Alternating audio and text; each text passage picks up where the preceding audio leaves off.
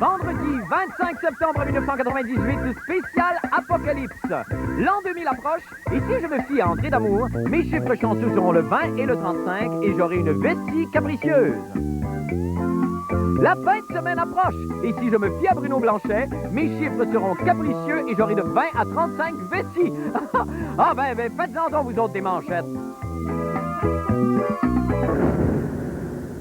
Oh, bonne fin du monde et bon vendredi, mesdames et messieurs. Tout d'abord, des nouvelles de moi. Bon, écoutez, là, je ne veux pas viser personne, mais j'ai ouï dire que, que certains pisses vinaigres, là, n'apprécieraient pas à leur juste valeur ces petits reportages high class dont j'ai l'habitude de vous parsemer, en fait, tous vos vendredis. Bon, vous me connaissez, bon joueur, cela dit, je le prends très, très, très bien. J'ai toujours supporté avec beaucoup de philosophie la critique en général. Mais qu'importe, je ne vous en tiens pas rigueur. Voici donc un autre reportage signé Marc Labrèche.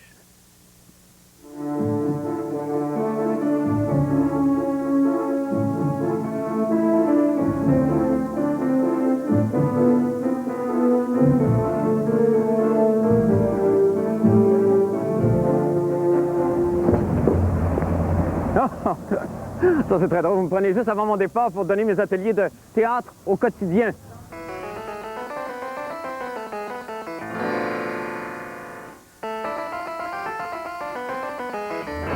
En fait, les gens me demandent à quoi ça sert, ces ateliers-là. C'est des espèces d'ateliers que je donne dans les entreprises ou chez les cadres plutôt des grandes entreprises. Ils me demandent comment essayer de mettre un peu de théâtre dans leur quotidien. Alors moi, ce que j'apporte à ces gens-là, c'est des espèces d'ateliers. On fait des exercices de respiration. On travaille tous les genres d'émotions. Amour, haine. Je t'ai trompé hier. Yannick Margeau t'a appelé hier. Je pense que tes lunettes sont sales. Dispute, rage. Il reste pas de poulet? Comment ça qu'il reste pas de poulet? Je veux du poulet, ouais! Je veux du poulet! Je veux du poulet! Du poulet! Ah! Donnez-moi du poulet! Je veux du poulet! Ah, c'est magnifique, c'est magnifique. Ah, bon. Pas de poulet! Non, pas bien, non, c'est correct. Ennui et, évidemment, la passion. Je n'en peux plus! Wouh! Ironie du fond! Je n'en peux plus! Wouhou! C'est l'heure des pistes! Oh, je n'en peux plus! J'aime bien aussi les surprendre avec un théâtre plus abstrait. Je descends à la cafétéria, voulez-vous quelque chose? Non! Ah oui donc! Non! Ah oui donc! Mais là, je descends à la cafétéria, voulez-vous quelque chose? Non!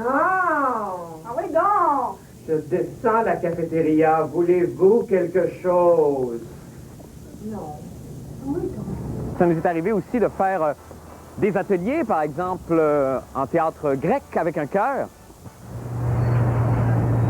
Qui mange toute la merde! Ah. À la fin des ateliers, ce qu'on fait, c'est que, pour se faire plaisir, on fait toujours une espèce de petit atelier burlesque.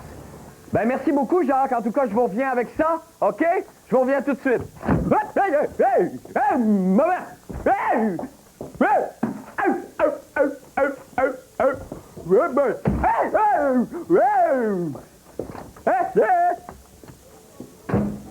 Et ça a toujours un effet bœuf.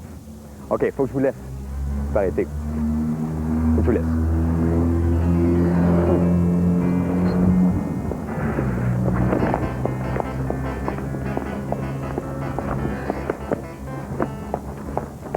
Bon, maintenant, pour les nouvelles de la fin du monde, eh bien, que nous réserve l'an 2000? Notre monde sera-t-il devenu une harmonieuse utopie ou se sera-t-il transformé en un enfer post-nucléaire? Oh, j'ai envie de faire une de mes fameuses prédictions. Alors, je me concentre. Oh, bâtard, il y a de l'interférence ce soir. Est-ce que c'est possible, s'il vous plaît, d'éteindre les téléphones cellulaires dans le studio puis d'empêcher les enfants de la productrice de péter? Je ne peux pas travailler dans des conditions pareilles. Ah! Ça me vient. En l'an 2000, les êtres humains auront développé le pouvoir de giguer à une telle vitesse qu'ils enverront leurs souliers dans d'autres dimensions. Ah, vous saurez me le dire. D'autres, moins optimistes, font des prédictions beaucoup plus sombres. Ils envisagent le pire. Pestilence, épidémie de sauterelles et retour de la comédie musicale I. Nos autorités sont-elles prêtes à envisager de pareilles calamités? Eh bien, Marie-Soleil Michon, Tari-Soleil Michon, notre Rie-Soleil Michon a enquêté pour nous. On regarde. Qu'est-ce que tu penses qu'il peut se passer à Montréal le jour de l'an 2000? Je sais pas. Une émeute, hein? Des suicides à tonnes. Ça va être phénomène d'hystérie collective qui va se produire. Puis bon, peut-être qu'il va y avoir des émeutes, justement. Et, ben, du patatras. Ça va fêter, c'est sûr, en masse. Il pourrait y avoir du terrorisme, par exemple.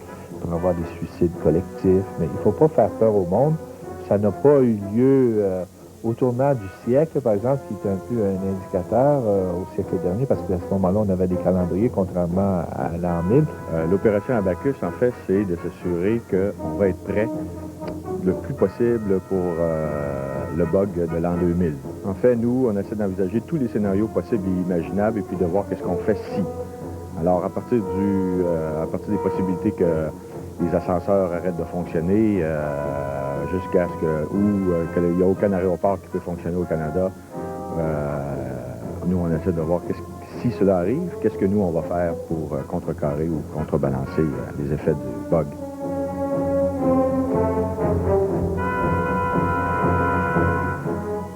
Est-ce que tu penses que l'armée canadienne a raison de se préparer pour ce jour de l'an-là?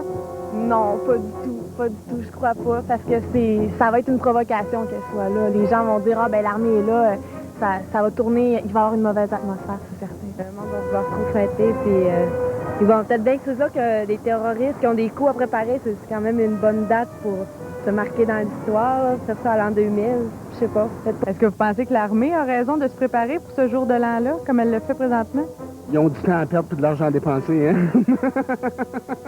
Est-ce que la Sûreté du Québec se prépare de façon particulière au jour de l'an 2000? Particulière pour l'instant, non. Par contre, c'est une certaine préoccupation. Nous avons un service qui est en mesure d'urgence, qui s'occupe de tous les événements hors de l'ordinaire. Je pense qu'il n'y a personne qui peut vraiment savoir qu'est-ce qui va se passer avec le bug de l'an 2000 et jusqu'à quel point les ordinateurs font partie intégrante de notre vie aujourd'hui, et que ce soit pour le bug de l'an 2000, pour le verglas ou pour les inondations du Saguenay, on est toujours là. Il faut bien qu'ils s'occupent avec quelque chose. On les a tenus occupés un peu avec le verglas. Il faut qu'ils légitimisent leur gros budget militaire. Qu'est-ce que vous pensez qui peut arriver à Montréal au jour de l'an 2000? Au jour de l'an 2000. C'est la fin du monde. Parce que oui, avec les Arabes, là, donc, il peut tout arriver, quoi.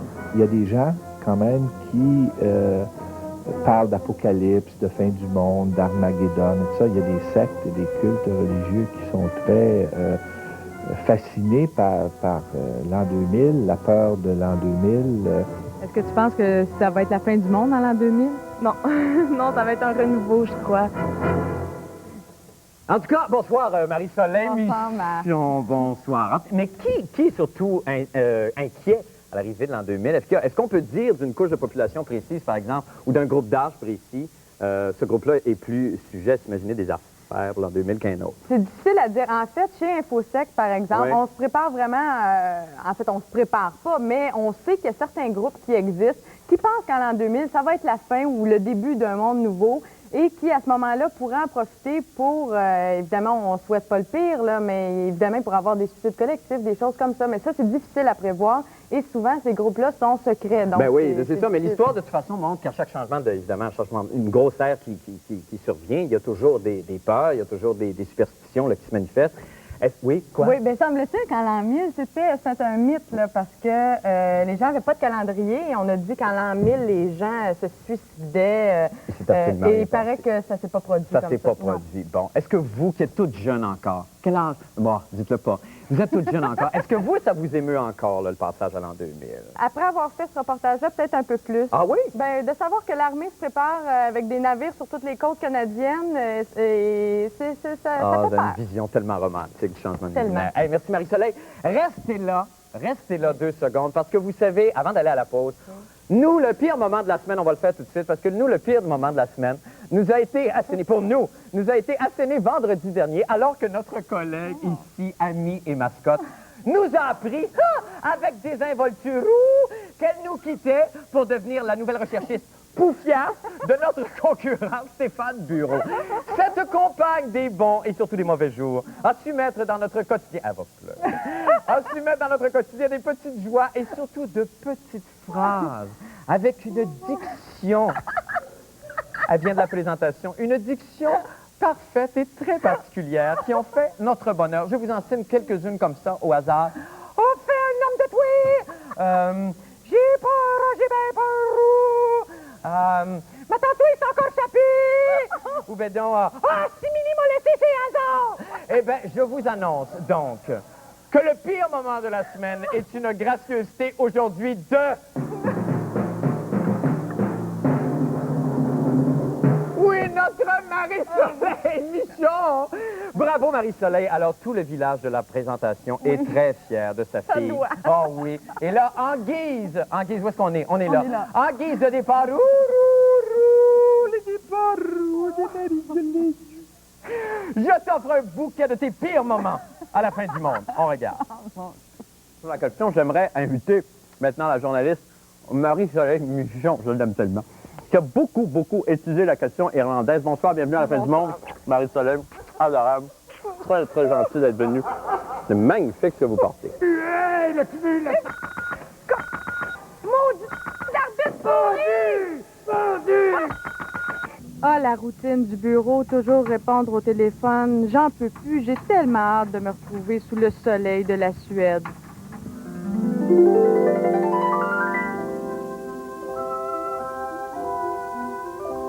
C'est une attaque. C'est une attaque. De Tigro. As-tu le temps, oui, pauvre Tigro, as-tu le temps de nous donner la météo avant de mourir au souper? OK, demain, ça m'a dit, tu vas faire soleil.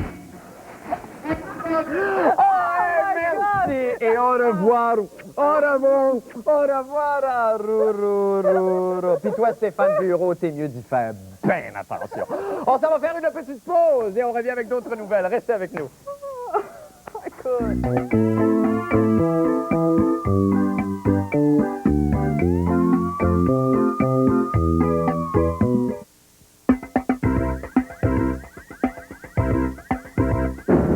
Eh bien, c'est le week-end et vous vous dites, oh non, plus jamais je n'enfoncerai la tête de mon épouse dans les toilettes en flochant plusieurs fois pour lui faire croire que nous effectuons une seconde lune de miel aux chutes du Niagara. Eh bien, pour d'autres activités à éviter, écoutons les judicieux conseils de Bruno Blanchet et sa chronique. Quoi ne pas faire en fin de semaine? Bruno, bonsoir. Bonsoir, Marc. Comment vas-tu? Ça va très bien, toi? Ça va très bien. Écoute, on va commencer, si tu veux bien, avec quelque chose qui m'est arrivé, une histoire vécue.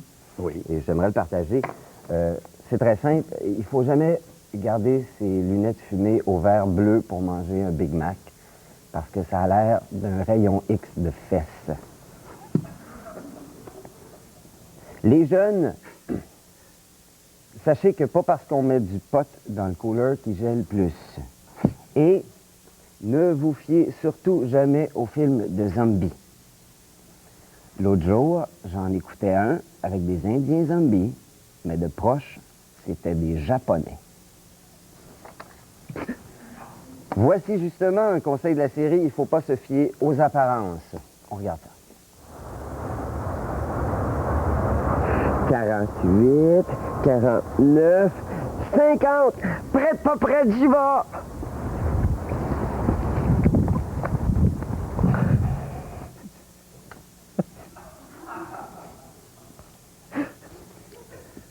Ceux qui sont gênés d'acheter du papier de toilette ont juste à faire semblant d'avoir un très très gros rhume. Bon. Si vous croisez des manifestants qui brandissent des pancartes où on peut lire « Arrêtez la chasse aux phoques », faut surtout pas oublier d'en profiter pour leur faire des fingers. Fuck. Oui. C'était juste pas drôle, hein? Non. C'est pas pire. Non, c'était le fun. Okay. Plus tôt cette année, il y a une gymnaste chinoise qui s'est blessée. Elle a demandé de son lit d'hôpital si elle pouvait rencontrer Leonardo DiCaprio ou Céline Dion.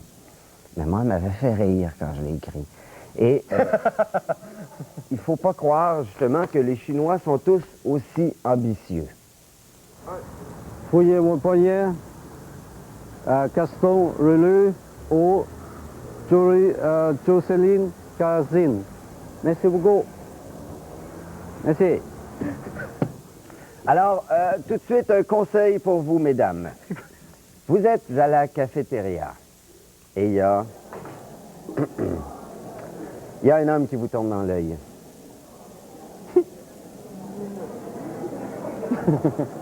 Il y a bien sûr plusieurs façons d'attirer son attention.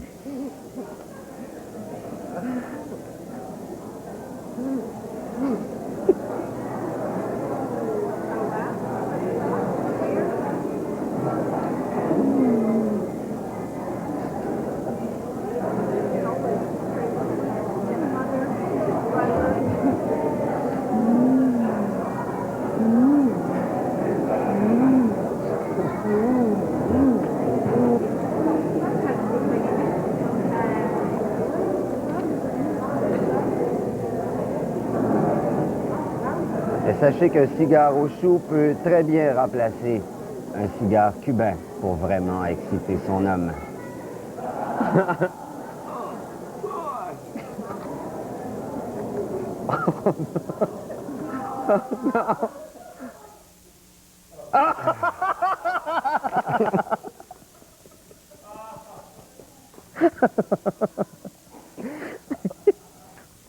Alors, pour terminer, Marc, si tu veux bien, il faut jamais s'obstiner avec quelqu'un qui met de la sauce barbecue sur son céleri.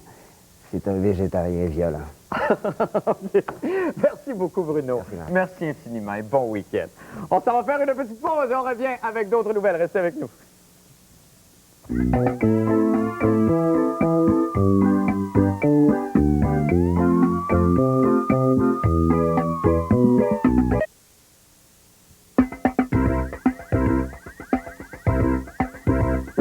Autrefois, les vieillards le gardaient près de leur chaise berçante afin de le remplir de tabac chiqué et de salive. C'est Crachoir Tétron et sa chronique des sports. Bonsoir, Christian. Salut, Marc. Ça va bien? Oui, Marc. Oui, oui, bonne fin de semaine. Hein? Bonne fin de semaine n'est pas faite encore, Christian. Ça on y va bien, à grands pas. On arrive, là. Cela dit, vous avez déjà commencé à faire vos petits trips. Vous êtes allé en moto, je pense? Oui, absolument. C'est le motocross, le super motocross, c'est demain soir, samedi, au stade olympique. Pour une fois, il va y avoir du monde au stade olympique. Oui. Alors, je suis allé réaliser une entrevue hier avec un des athlètes concernés. Est-ce qu'il y a beaucoup d'athlètes québécois là-dedans? Il y en a, oui, il y en a beaucoup. Non, mais je sais qu'ils gagnent leur vie bien. Là, ils gagnent leur vie bien, je ne serais pas prête à le dire. Il y en a au moins un gars qui s'appelle Jean-Sébastien Roy, qui est champion. Puis il y a un dénommé Alexandre quelque chose, là. OK, parfait. Puis, c'est ça. Mais ça donne un bon oui, Alexandre quelque chose, puis Jean-Sébastien Roy, deux grands athlètes. Ça donne une bonne idée de ça. Alors, voici cette rencontre que j'ai eue aujourd'hui avec un athlète sur motocross. Parfait, on écoute ça, on regarde. C'est la première fois que tu fais une entrevue sur ta moto? Oh oui, c'est la première fois, Christian. Est-ce que je peux te dire que jusqu'à un certain point, il y a quelque chose d'excitant là-dedans? Ah oui, c'est sûr qu'il y a de quoi d'excitant. Même tout doucement, il y a de quoi d'excitant. Est-ce que vous avez le droit de faire l'amour juste avant les compétitions de moto? Tu sais que les boxeurs, ils n'ont pas le droit, eux autres, de faire l'amour. Vous autres, avez-vous le droit? Oh oui, on a le droit. Il s'agit qu'à trouver la place avec 60 000 personnes, c'est pas évident de trouver un endroit à l'abri des regards. Est-ce que tu as déjà eu un accident grave en moto? Question de me sécuriser, là. Oh, ma plus gros accident, c'est ici, au stade. Là, j'avais perdu la moto. T'étais-tu cassé un membre? Non, jamais rien cassé en moto. T'es-tu assuré ces deux bords? Je suis assuré que sur mon bord. J'ai des sensations quand je te tiens comme ça. Je sais pas, en ce qui te concerne, t'en as-tu? Oui. Moi, j'ai plus de sensations que toi, je pense. OK, on accélère un petit peu, s'il vous plaît.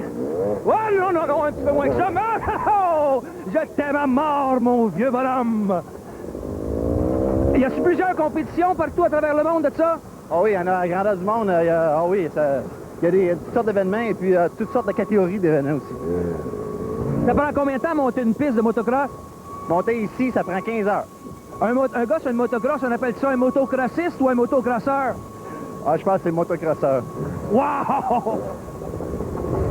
On sent que c'est le début d'une nouvelle idylle, Christian? Oui.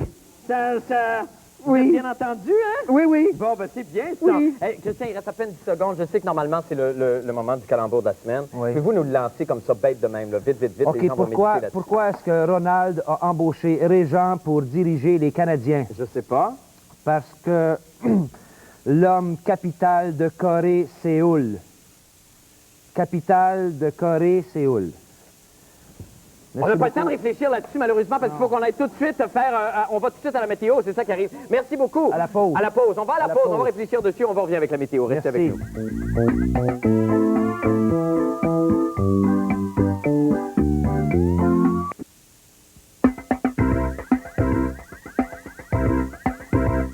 Il est temps maintenant de jeter un coup d'œil autant qu'il fera cette fin de semaine avec le météorologue amateur de la semaine, l'homme grenouille, José-Louis Soto, qu'on va rejoindre à l'instant parce qu'on n'a pas beaucoup de temps.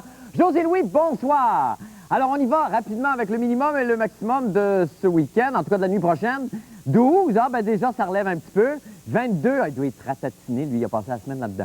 Là, on s'en va avec un autre petit dessin qui nous explique rapidement des chiffres, tout ça, qu'à un moment donné, on s'imagine que ça veut dire que c'est qu'il va y avoir des nuages. Bon, ça va être nuageux, OK. Et de la pluie, bon, ça, évidemment, ça va avec. Ben oui, je sais bien. Ben c'est ça qui arrive. C'est tout, on se termine là-dessus. Ah non, quoi? Qu'est-ce que c'est? Oh là, quand tu fais du mime en plus, là, je suis bien mêlé. Que c'est comme ça veut dire comme ça? Qu'il n'y a plus d'air dans la bonbonne, c'est ça qu'il me dit. Ah, ça doit être ça, c'est peut-être ses adieux. Oh, c'est beau! Ça, c'est une belle image, ça. C'est très théâtral. Ah oui, ça finit sur le nuage. C'est déprimant. Bâtard, ça fait.